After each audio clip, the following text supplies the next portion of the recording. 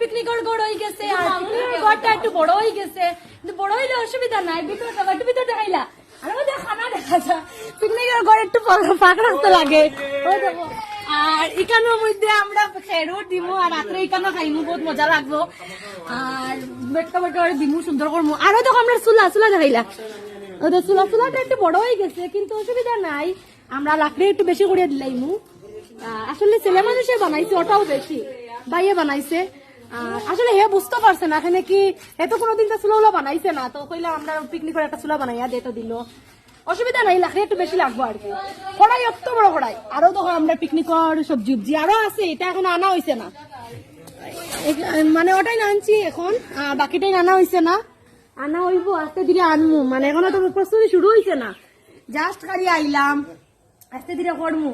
তো কিরকম লাগছে আমার ঘরটা দেখিলে, সুন্দর হয়েছে না নি?